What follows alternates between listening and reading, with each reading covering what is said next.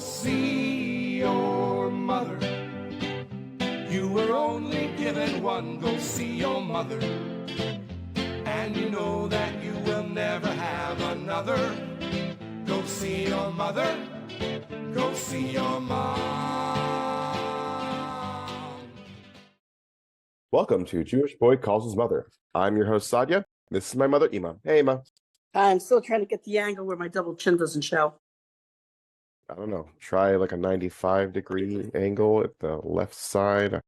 It's getting confusing. And you look dizzy. All right. So last week we teased a little bit about wanting to understand your perspective of masculine and feminine. So I'll stick with the first main question. What do you think the ideal masculine trait is? And did you find that in Tati? Ideal masculine trait, Vesmir. Ah. Yeah, getting real deep in. All right, let's think about it. You know, Taking out the trash. In the 1980s, Yes. there was a book that came, that's when my generation got underway, basically taking over. We were in our 30s by that time. So a lot of us, were already married, starting families, having businesses and professions.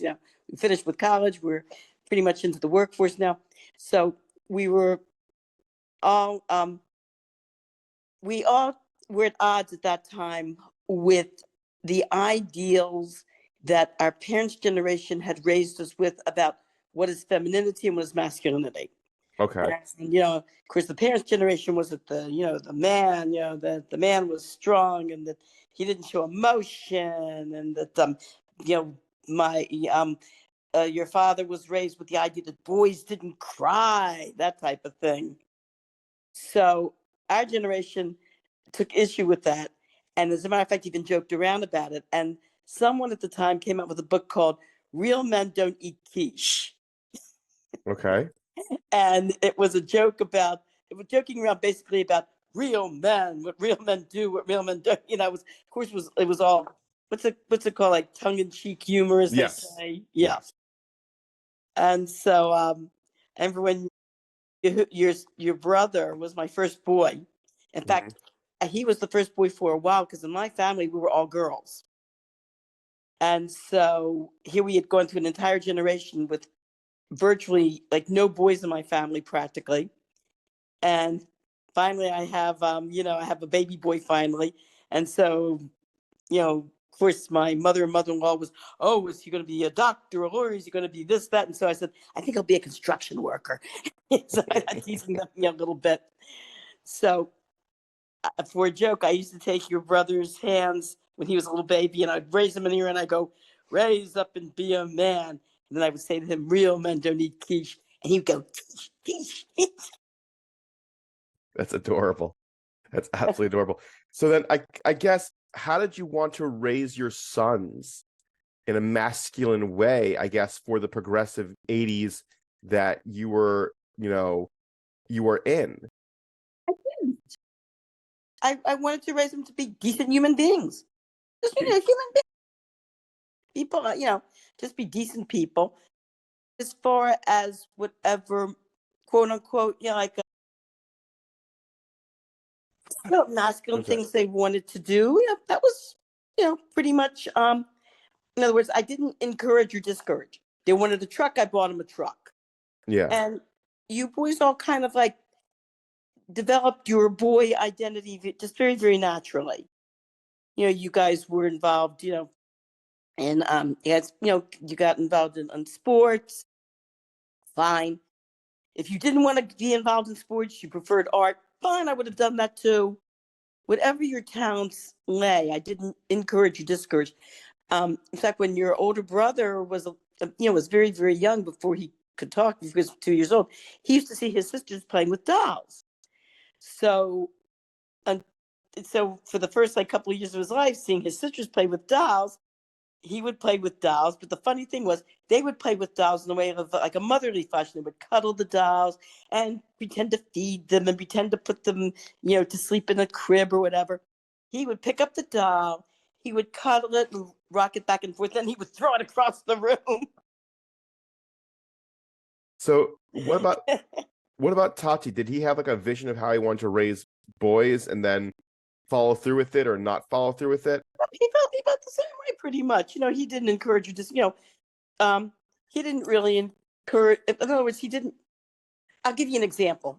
I had a friend in high school who her little 6-year-old baby brother, got sick with the flu or something. So she went out to the store and she bought him this cute little plush animal to comfort him. This little purpley little plush animal. And she brings it home to him and she gives it to him and he says thank you and cuddles it. And when the father came home and saw him with this cute little plush animal cuddling it, he said to my friend, "What are you trying to do? Make a sissy out of your brother?" Oh, wow. So I guess that really was like the hit back from that very like, I'm going to raise him to be this big, tough, strong kind of guy, and you kind of raised all of us in like a almost like a gender neutral, see where this takes you kind of attitude, and then it naturally happened where we all boys became boys and girls became girls. Yeah. Exactly. I guess you could say that, right. And I think a lot of people in my generation pretty much did the same thing. We didn't like this business of forcing, you might say, this, identity. Well, I remember when I was in high school, um, and in school, I remember in elementary school, I remember the teachers, the way that they handled fights was they told us we were encouraged to stick up for ourselves, you might say. But the problem was you couldn't fight on school grounds. So they would tell us, please, if you've got a problem with a kid and you want to beat him up, do us all a favor. Wait till you get off of the school grounds and then beat him up. Love that. And then when I was in, I remember junior high school, there was this one, our phys ed teacher was talking about like girls bullying us or giving us a hard time. So she says, listen, she goes, here's how you handle it. Says you come up to him very quietly, kick him in the shins and run. I have a question. Yeah, and then and when I was in high school, these two boys got into a fight. And after the fight, the phys ed teacher, the boys' phys ed teacher walks over to them and says to one of the boys who had pretty much won the fight, turns to the boy and said, next time you get into a fight, I want you to kill the guy. Wow. Like I said, this aggression in boys in the World War II generation was not discouraged because they felt that this was a natural masculine tendency that needed to be encouraged because men would be in the military. They would be the ones that defend the society. So what do you think about that nowadays where the masculine man kind of has simmered down? And look, I'll tell you the truth, I'm not so crazy about it. I think that I think the natural idea that men are the natural protectors of the society, and that's what they are. You're talking about something very animalistic, very like nature. I think there are many situations where, unfortunately, as much as we would not like to get physical, sometimes the only answer is to get physical. For example, like bullies, for example. You talk, to people whose kids are being bullied or who have been bullied, and the schools are trying to handle this with all these programs of understanding and conversation and trying to reason with these kids who are bullies and showing them the errors of their ways. Well, you know what? These bullies don't care. Yeah. The the the only thing that works, unfortunately, and has been time tested and proven to put these bullies in their place, I hate to say it, is actual physical force. When these kids that are bullying others get themselves pounded in, that I hate to say it, it's the only way they learn. So And I've spoken to other parents who the schools tried all sorts of things, and the only thing that worked was this kid finally just punching this kid right in the face and almost knocking him out. And that's the only thing that worked. There was a boy in my Hebrew school class many years ago, and these kids they were stealing his lunch. They were knocking him. They were doing all sorts of things. Finally, he had it, and he took the ringleader and just beat him to a pulp. And I said to this boy at Hebrew School Kids, when I heard about it, I said, "Good for you." I said, and so the mother called me and said, "Don't you think there would have been a more peaceful way to solve this?" I said, "Look, your son gave this kid and his gang a very clear message, and they are not going to bother him anymore." Yeah. Because the school tried the other route. Yeah. And I'm sorry about those people who are listening. If you're pacifist, my apologies, but we have to be real. We live in a real world, and we have to be real. By the way, which leads me to a very interesting article I read today in the New York Post. It was an op-ed. It was written by I don't know if I'm pronouncing the name correctly, Leanne Leibowitz. Okay. I believe his last name is his or her last name is it Leibowitz? I think it might be Leibowitz or Leibowitz. Anyway, and it was about comparing Hamas to your typical bully. And here he said in the article that bullies prey on the weak. And Israel's problem and our Jewish problem is anti-Semitism. He says, why are we still having problems with anti-Semitism? Because we are giving them the persona of weakness. Yeah. He said, we show pictures of the Holocaust. We show pictures of the hostages, and we present ourselves, look how we're suffering, and we expect the world to be sympathetic. And this writer said, forget it. They're not going to be sympathetic. The only thing a bully respects is force. And the writer gave several examples of how a few weeks ago, Trump said by Shabbos, 12 o'clock, if there's hostages, every single hostage is not returned, because there's going to be hell to pay. And he told Israel, we have your back. Do what you need to do. What happened? Yeah. And again, this past week, Trump sent the same message. And he said, if Israel would just sharpen up and wisen up, they would go in there and just enough of the place, because all they're going to expect is brute. A bully respects brute force. And some of the examples that the writer gave of how, as we as individuals, as Jews, can deliver this message of strength. She says, first of all, she said, have a lot of Jewish kids, have as many kids as you can. Secondly, right in their faces, learn Torah, them. Because there's nothing we can do here, basically, as far as military force is concerned. We live, we're in the United States, Israel is in Israel. But that, to walk around proudly as Jews and to live very, very, very, very physically, very openly as Jews will show power, that we're not afraid, we're not intimidated. Yeah. It's the frustrating. I don't want to go too far into the Middle East because it's just a clusterfuck of bullshit, to be honest. And the frustration thing I have is that there is a lot of pacifism and a lot of issues where, if we didn't give back Gush Katif, this whole thing never would have happened in the first place. And it's all these whatever. I can't go on too hard because I'm gonna go into a rant, and I'd rather not, because I remember when they did that. Yeah. I remember how, in fact, the head of the IDF at the time actually resigned. He resigned rather than push the people out of Gush Katif. He resigned rather than having to do it. It's the dumbest, stupidest thing ever. It's just so frustrating. It's like, you got to accept the fact that you're a winner, and that's okay. Mm-hmm. And these people just want to stay being a loser, and it bothers me. Yep. Absolutely. I know we went a little bit off the rails. I was going to ask you also, what about how you wanted to raise the girls and what you felt what femininity was? Gentle and feminine, and don't fight. Yeah, that's a lie, and you know it. Really?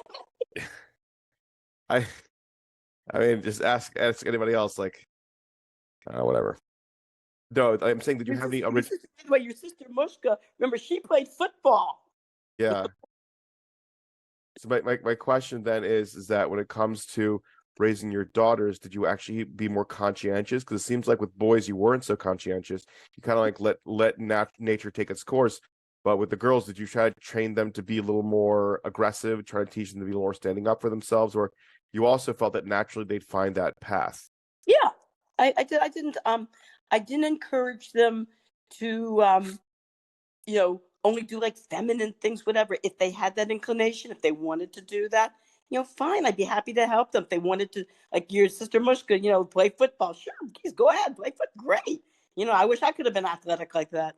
Um, in fact, there was one time she was in a public park and she was playing football with a bunch of little boys her age, and she's running with the ball and she turns around. There were like three boys behind her, like running up behind her to tackle her. She turned around, she saw those boys behind. She took the football, she threw it as far as she could, and I called out, "Smart move, Mushka." But there was one time that one of your younger sisters wanted to learn how to sew on my sewing machine because she wanted to alter her skirt.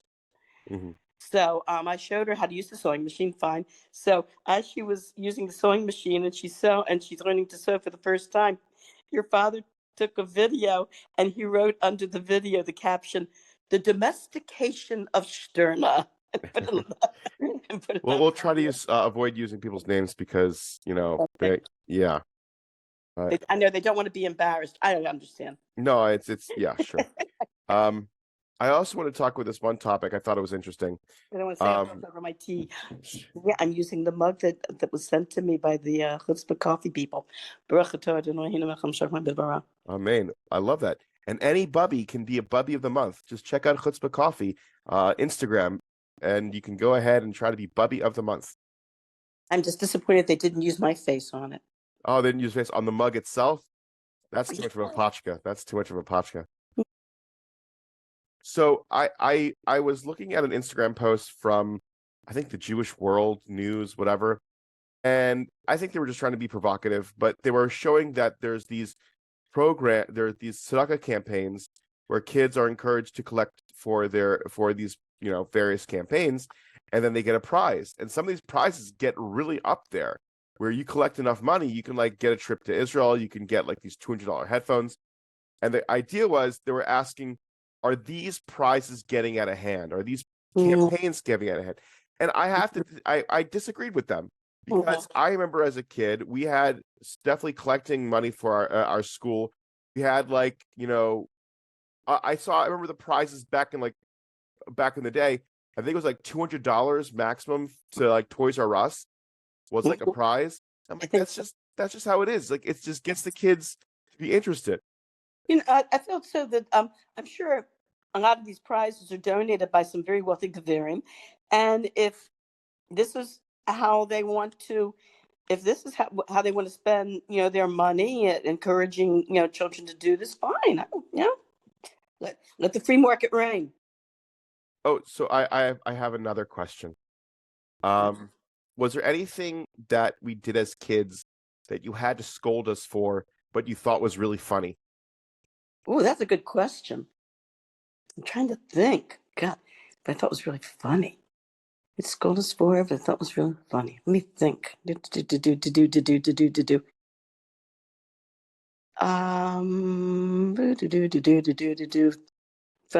Computer program running. Please wait. There was your sister. When your sisters were teenagers, one of your sisters sneaking out of the house in the middle of the night and taking your older sister's car and running into the sidewalk at 2 a.m. and popping the tires. Oh yeah, yeah. You thought that was really funny. It was kind of irritating but funny. I mean, but it was kind of on the funny side, but kind of irritating. And the funny thing was, as soon as she popped the tire, that's when we discovered that she wasn't home and that she had taken the car. And your sister called her, and it was that moment. As soon as she popped the tire, she came out of the car and she looked and said, "Uh-oh, what is my older sister going to say?" And at that point, the cell phone rang, and it was your older sister yelling, "You are in such big trouble, just you wait." This very second when she thought, "Uh-oh, what is she going to say?" Well, she found out. Well, I'm talking about more like when we were toddlers or like little kids. Oh, but, well, I don't know about funny, but when you were quite 2 years old. Remember when we tried you out in the nursery? I remember when I was 2. Yes, I do remember when I was Yeah, 2. no, you would remember that, but you remember the family talking about it. Okay, what Yes. happened was Yeah. we tried you out in the nursery, and there was this little girl in the nursery who, for some reason, you were always beating her up. And no matter how close the teacher tried to get to you to stop you in time, somehow you always managed to take a toy, or one time you took a plastic hammer and you ran over to her real fast and bopped her on the head. Oh wow. And it got to the point where the parents called the director and they were going to take their kids out of the school. Well, you were going there gratis because I worked there. Mhm. So I told the director, "Listen, I don't want to see you lose money from a paying parent. He's obviously not ready for preschool. I'll take him home. I'll take him out." And so after the conversation, when I mentioned to your father about, we have to take Sadia out of, you know, we're talking about him beating up this girl constantly, and he's obviously not ready. One of your older sisters, I think at the time she must have been in kindergarten. She looked at you and yelled, "You got kicked out of school!" And you looked up at her and smiled and went, because you were so young, you still weren't talking. That's very cute. Very cute. And then there was the time your older sister, when she was in high school, was studying Metamorphosis. Oh, Franz Kafka. And we were discussing the book, Metamorphosis. And one of your sisters at that time, I think, was in kindergarten, and she hears the conversation about the book, and she goes, "Is that true? A man woke up and he was a cockroach?" And so your older sister says to her, "Yes, it's true. And if you don't listen to Ima and Tati, you too can wake up one morning and be a cockroach." You know what's funny? That little sister, I was joking around because my friends have this thing where we would hang out and we'd have this rule was if you saw a yellow taxi, you would say taxi and then you get cool points. And it was just stupid dumb jokes like 10 cool points. Or if you just do something interesting, you would say, "Oh, cool, that's 5 cool points." Or somebody would say, "No, that's 10 cool points." So we joke around, and she heard us talk about cool points, and she said, "Oh, what's cool points?" Uh-huh. Or I think it was brownie points. It was brownie. No, that's what it was. I was saying in casual conversation to one of my sisters, and my other sister overheard it about the importance of getting brownie points, and that you should be careful, and then and if you get some brownie points, then you're in the clear with certain people, and you gotta and she didn't understand it. So I tried to explain it to her, but she didn't fully understand, and she took it a little too literally. And she might correct me on this, but I think she took it to a point where she was obsessed with making sure she gets brownie points with people. I'm like, oh God, no, because that's the thing with raising kids when you're talking to kids, you tell them something and they take things out of context. Like, how bad did that affect you when you were raising us? Oh gosh, I'm trying to think. Well, I'm trying to think of some incidences where that might have happened. I'm sure. I'm sure every parent has something like that where the younger kids don't understand. Oh yeah, there was one time when one of your older sisters was like 3 years. She was already 3 years old, and we were going in shul.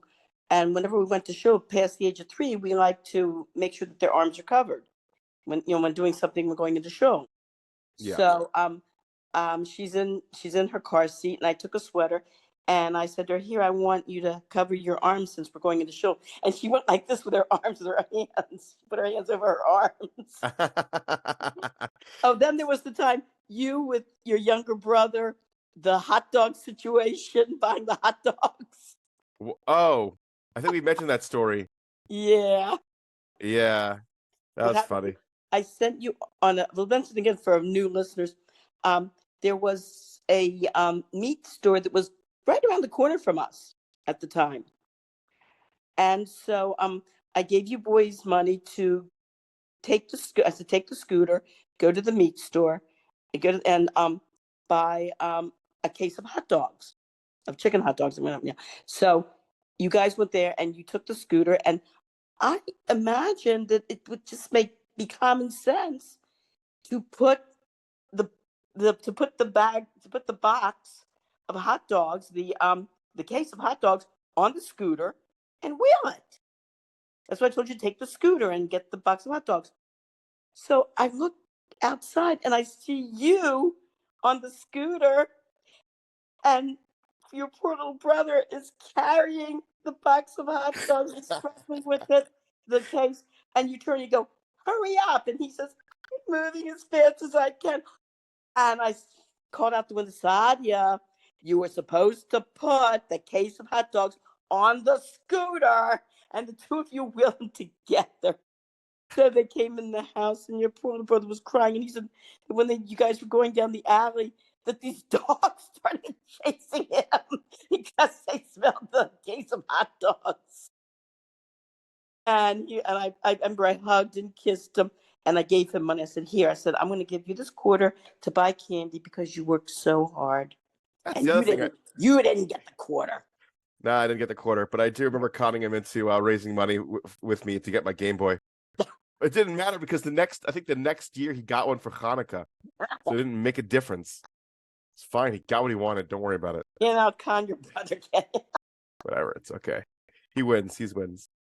But yeah, I always think about that, where it's like when we were, because raising my son and things like that, I always think of like, he's slowly turning into like a character, into like a person with personality, and it's just like, it's fascinating to watch.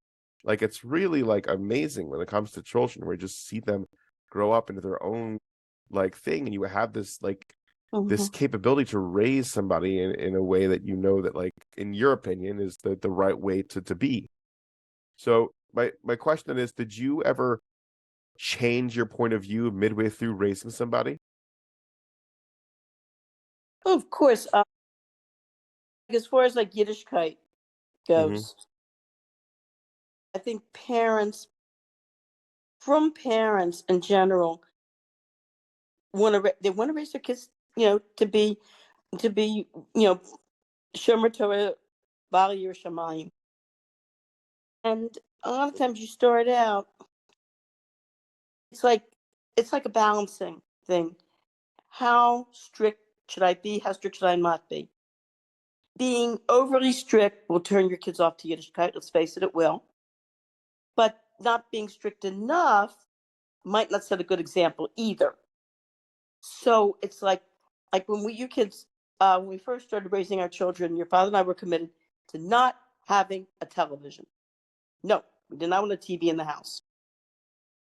And as time went on, we saw that, they didn't have kosher programs at that time. As time went on, we saw that it was like a losing battle.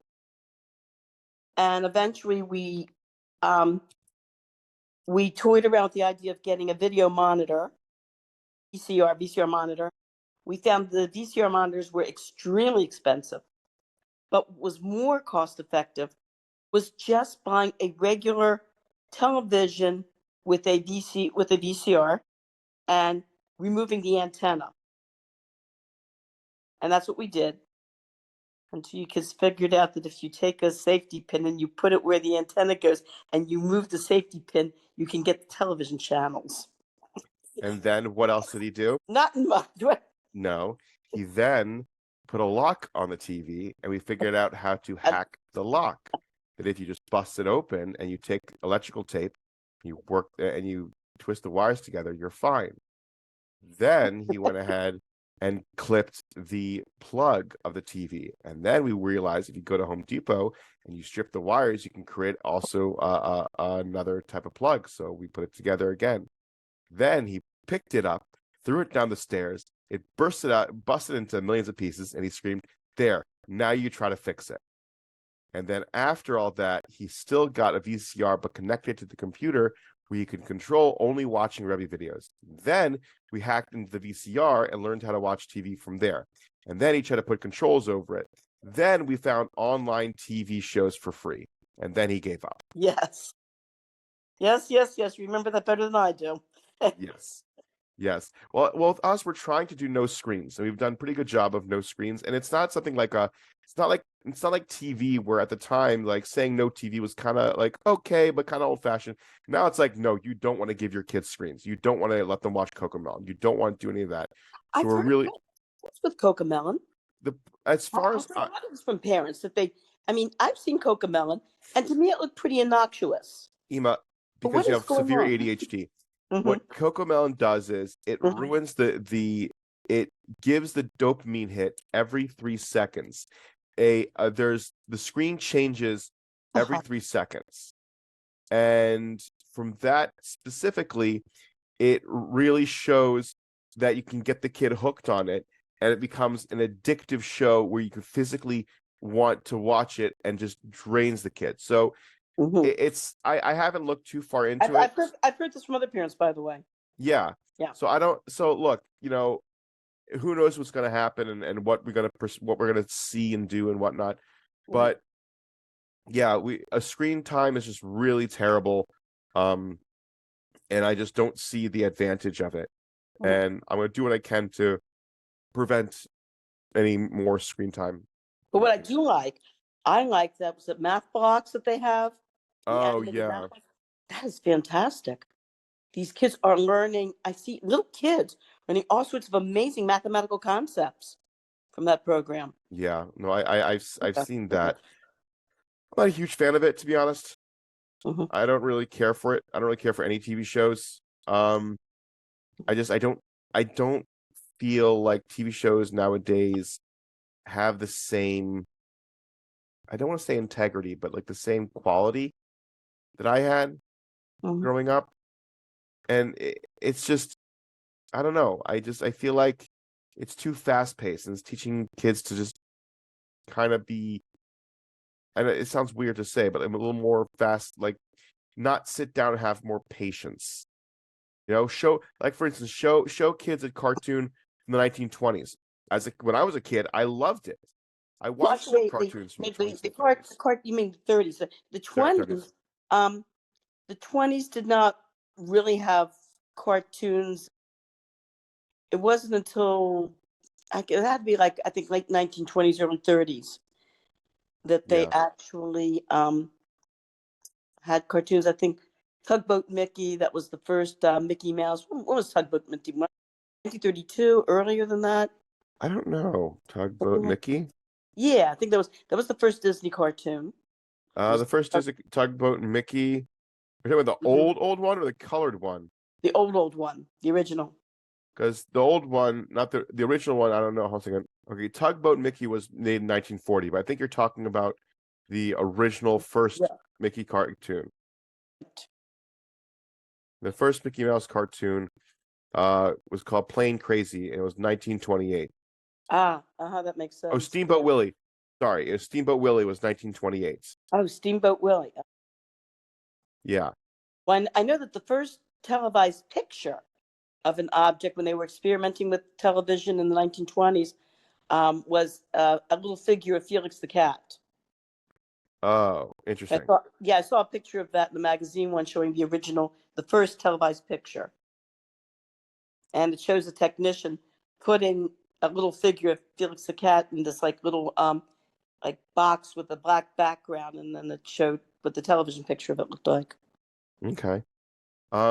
Yeah, so if you showed those old cartoons to kids nowadays, a lot of them, what people have been saying, have a tendency to not enjoy them, and that they feel it's too slow for them. And Interesting. that's the concern I have, where it's just like, this isn't the TV and cartoons of when I was a kid, because I would watch cartoons from the 30s and 40s and 50s, and I would just enjoy them, and I loved every bit of it. Yeah. Nowadays, I was in the 1950s growing up. That's all you saw. yeah, Was all with the cartoons from the 30s and the 40s. but Yeah. so nowadays it's more of like, because of because of TV shows like Cocomelon and the like, where they're constantly changing the image and changing the picture and changing things going really, really fast. Kids just like want to see things happen more and more and more. They're getting less patient for the cartoon itself.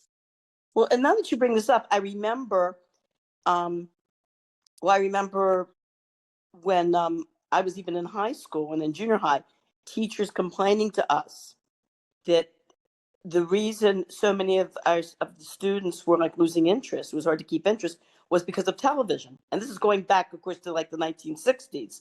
Teachers were complaining even then that they were competing with television, where there's something exciting happening every other minute.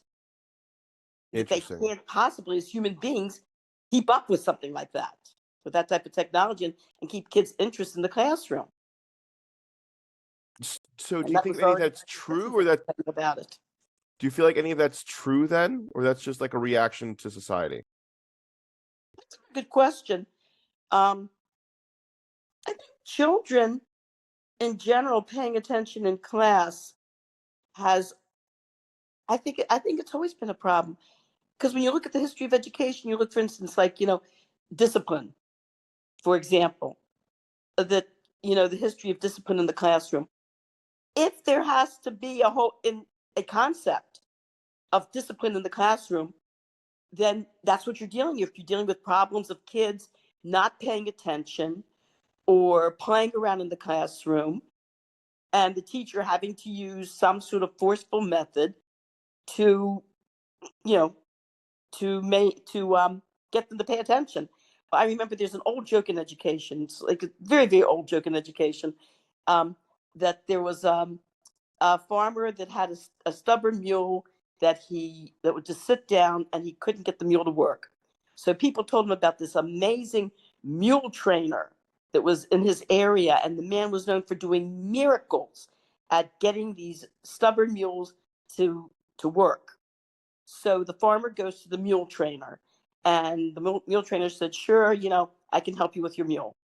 And he's walking with the farmer, and the whole time he's walking with the farmer, he says, you got to treat him gentle. You got to treat him nicely, with love and affection. And they get to the mule, and the mule trainer picks up a 2x4 and slams that mule right across the face. And the farmer looks and says, "Wait a minute, you've been telling me you have to treat them gentle, with love and affection." And the mule trainer says, "That's true, but first you got to get their attention." Yeah. I think it's like I had this conversation with a woman earlier today, complaining about the standard of teaching nowadays, where they're still mad at students for not being able to sit quietly for 8 hours straight and force them to take legalized meth so the teacher can deal with them appropriately. Like, hold up. I am forced to take drugs because you can't handle the way I am, in a sense of like a classroom situation. And it's not just me, it's most of the class is doing this. Like, most of these kids have ADD, ADHD, whatever label you want to have nowadays, but like, it's not the sit down and shut up. Like, maybe let's reevaluate what this education system really is. But that's really what's the odd thing that I find very frustrating. Where who knows what's going to happen with our kid when it comes to education. Well, it's the problem with education. First of all, whenever you have any profession that involves working with people, you're always going to have problems, because people are very complicated creatures. It's like working with a machine. The machine doesn't work well. I'll tighten the bolt. I'll replace this part. Now I get the machine to work. No, people are very, very complicated. Children, adults are complicated as it is. Children are 10 times more complicated. So that, to get into the mind of a child, children think all sorts of ways that we cannot. I think when you were a child, how you looked at things, differently from what any teacher could imagine. I remember, like in music.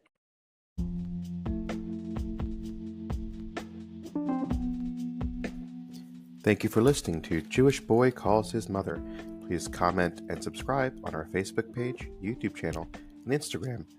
I would greatly appreciate it, and my mother would too.